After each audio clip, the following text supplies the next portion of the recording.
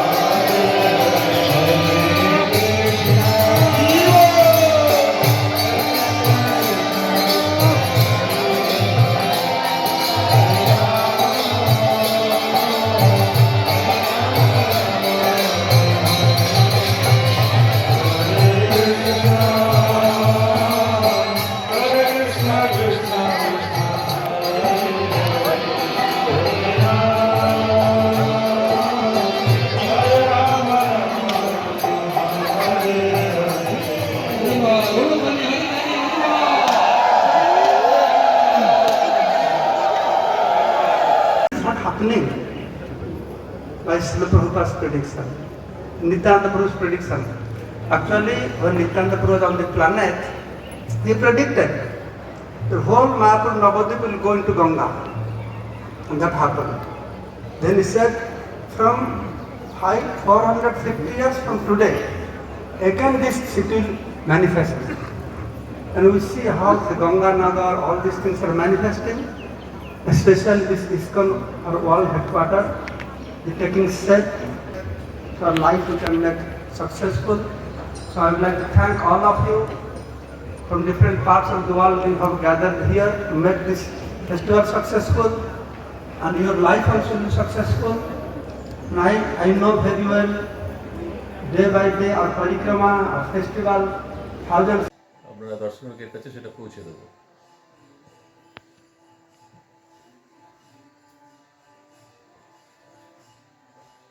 হরে Krishna. ISKCON headquarters Sridham মায়াপুরে শ্রী চৈতন্য মহাপ্রভুর 540তম শুভ আবির্ভাব তিথি মহোৎসব যথাযথ ধর্মীয় উৎসাহ উদ্দীপনার সঙ্গে পালন করা হচ্ছে। এই উৎসব 34 দিন ব্যাপী চলবে। 31 জানুয়ারি থেকে 5 মার্চ পর্যন্ত পৃথিবীর বিভিন্ন দেশ থেকে এবং ভারতবর্ষের বিভিন্ন প্রান্ত থেকে প্রতিদিন প্রায় লক্ষাধিক ভক্তবৃন্দ এইসব উৎসবাদিতে অংশগ্রহণ করার জন্য শ্রীধাম মায়াপুরে সমবেত হচ্ছেন। আজ আনুষ্ঠানিকভাবে পতাকা উত্তোলনের মাধ্যমে এই গৌর পূর্ণিমা শ্রী চৈতন্য মহাপ্রভুর আবির্ভাব মহোৎসবের আনুষ্ঠানিক উদ্বোধন হলো এবং পতাকা উত্তোলনের মাধ্যমে এই পতাকা হরে কৃষ্ণ আন্দোলনের পতাকা, যার মাধ্যমে সমগ্র বিশ্বকে এক সূত্রে যাতে গেঁথে দেওয়া যায়। শ্রী চৈতন্য মহাপ্রভু যে প্রেম ধর্ম বিতরণ করেছিলেন বিশ্বব্যাপী এবং আচণ্ডালে তিনি যে হরিনাম করেছিলেন, সেখানে কোনো জাতি নয়, ধর্ম নয়, বর্ণ নয়, মানুষের মনুষ্যত্ব বিকাশের এবং প্রেম ধর্ম বিতরণের জন্য এবং এই লাভিং এক্সচেঞ্জ পরস্পরকে ভালোবাসার জন্য যে নিদর্শন তিনি রেখে গিয়েছিলেন, সে আদর্শ বিশ্বব্যাপী ছড়িয়ে দেওয়ার জন্য এখানে বিভিন্ন অনুষ্ঠান আদির আয়োজন করা হয়েছে। আন্তর্জাতিক মানের এইসব উৎসব আদিতে আপনারা আসুন এবং প্রত্যক্ষ করুন। শান্তির সন্ধানে, অমৃতের সন্ধানে এবং ধর্মের নবজাগরণের জন্য সকলকে এই উৎসব আদিতে অংশগ্রহণ করার জন্য সাদর আমন্ত্রণ জানাই। এবং এই উৎসব শুধুমাত্র ধর্মীয় উৎসব নয়, এই উৎসব ভালোবাসার উৎসব, প্রীতিবন্ধনের উৎসব এবং সমগ্র মানুষের মধ্যে সচেতনতা যাতে গড়ে ওঠে, হিংসা নয়, দ্বন্দ্ব নয়, পরস্পরকে ভালোবাসা করার যে ডাক শ্রী চৈতন্য মহাপ্রভু দিয়েছিলেন, সেই আন্দোলনকে, সেই ডাককে সমগ্র বিশ্বে ছড়িয়ে দেওয়ার জন্য এই উৎসবের সূচনা। এখানে বিভিন্ন উৎসবাদির আয়োজন করা হয়েছে। বিশ্ব বৈষ্ণব সম্মেলন, নৌকা বিহার, সাংস্কৃতিক শোভাযাত্রা এবং বর্ণাঢ্য শোভাযাত্রা, বিভিন্ন ভাষায় শ্রী চৈতন্য মহাপ্রভুর বাণী আদর্শ আলোচনা এবং নাটক, চিত্তাকর্ষক প্রদর্শনী, আলোকমালা সুসজ্জিত কৃষ্ণ নামে, কৃষ্ণ প্রেমে মায়াপুর এখন মুখর। শুধু তাই নয়, এই উৎসবের মাধ্যমে যেটি বিশেষভাবে উল্লেখযোগ্য সেটি হচ্ছে শ্রী চৈতন্য মহাপ্রভুর সে আবির্ভাব সন্ধ্যা। দোল পূর্ণিমার দিন তিনি আবির্ভূত হয়েছিলেন, সেই জন্য খোলা মঞ্চে শ্রী চৈতন্য মহাপ্রভুর অভিষেক হবে এবং সেখানে পুষ্পাঞ্জলি প্রদান করা হবে এবং বিশ্ব শান্তি ও বিশ্ব কল্যাণের জন্য প্রার্থনা করা হবে। ইস্কনের প্রধান কেন্দ্রে আপনারা নিজেরা আসুন এবং প্রত্যক্ষ করার জন্য সাদর আমন্ত্রণ জানাই। রসিক গৌরাঙ্গ দাস, ইস্কন মায়াপুর, জনসংযোগ আধিকারিক, নদিয়া।